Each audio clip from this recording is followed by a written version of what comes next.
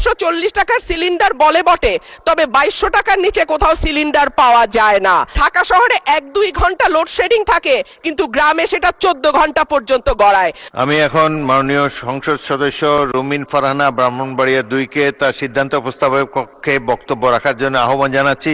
সময় 3 মিনিট। মাননীয় স্পিকার, আপনাকে ধন্যবাদ। মাননীয় স্পিকার, মেঘনা আর তিতাস পাড়ের দেশ ব্রাহ্মণবাড়িয়া, ওস্তাদ আলাউদ্দিন খাঁ কিংবা শচীন দেব বর্মনের দেশ ব্রাহ্মণবাড়িয়া, কীর্তন আর বাউল গানের দেশ ব্রাহ্মণবাড়িয়া, ছানামুখী মিষ্টির অপূর্ব স্বাদের দেশ আমার বাউনবাড়িয়া, দিগন্ত জোড়া হাওড়ের দেশ বাউনবাড়িয়া, আবার তুচ্ছ বিষয়ে ট্যাটা নিয়ে মাঠে নামার দেশও কিন্তু ব্রাহ্মণবাড়িয়া। মাননীয় স্পিকার, বাংলাদেশের শিল্প সাহিত্য সংস্কৃতির রাজধানী বলা হয় ব্রাহ্মণবাড়িয়াকে।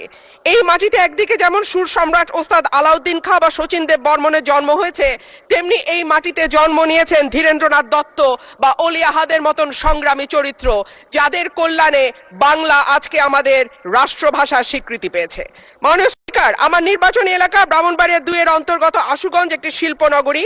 এখানে সার কারখানা, বিদ্যুৎ কেন্দ্র, চালকল, মিল, ফ্যাক্টরি আছে, বন্দর। ব্রাহ্মণবাড়িয়ার গ্যাস যায় সারা বাংলাদেশে, কিন্তু ব্রাহ্মণবাড়িয়ার মানুষ গ্যাস পায় না। মাননীয় স্পিকার, তিতাস গ্যাস ফিল্ড বাংলাদেশের অন্যতম প্রাচীন ও প্রধান প্রাকৃতিক গ্যাস কেন্দ্র।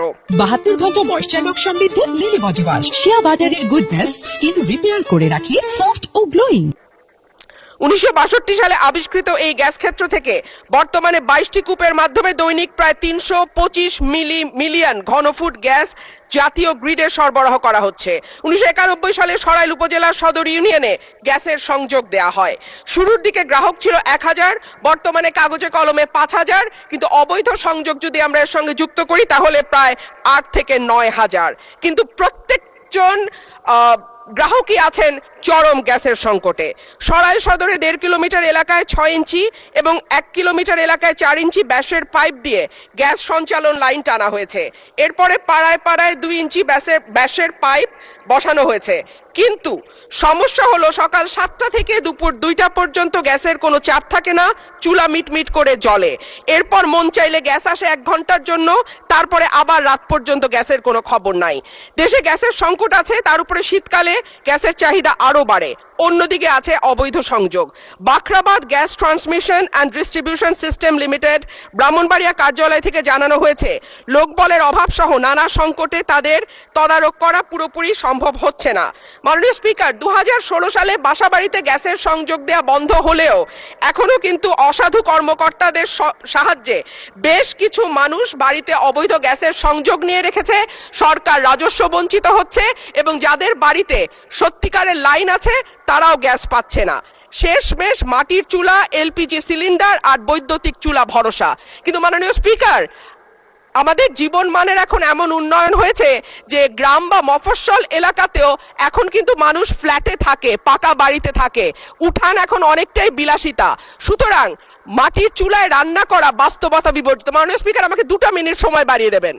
মাটির চুলায় রান্না করা, মাননীয় সদস্য 1 মিনিট আপনাকে দিলাম। অন্যদিকে যদি আমরা এলপিজির দিকে তাকাই মাননীয় স্পিকার, 1940 টাকার সিলিন্ডার বলে বটে, তবে 2200 টাকার নিচে কোথাও সিলিন্ডার পাওয়া যায় না।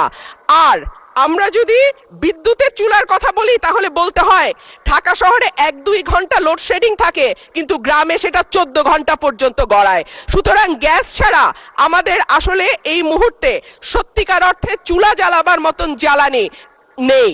এবং ব্রাহ্মণবাড়িয়ার গ্যাস যেহেতু সকল দেশের অন্যান্য এলাকায় সকল এলাকায় যায়, সুতরাং আমার দাবি থাকবে আগে ব্রাহ্মণবাড়িয়ার গ্যাস ব্রাহ্মণবাড়িয়ার মানুষ পাবে, তারপরে এটি অন্য এলাকায় যাবে। মাননীয় স্পিকার, সম্প্রতি তিতাস গ্যাস ক্ষেত্রের 31 নম্বর একটা কূপ খনন হচ্ছে, যেখান থেকে দৈনিক 9 মিলিয়ন ঘনফুট গ্যাস পাওয়া যাবে বলে শোনা যাচ্ছে।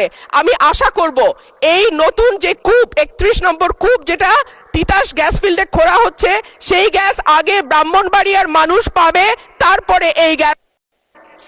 ধন্যবাদ মাননীয় সদস্য।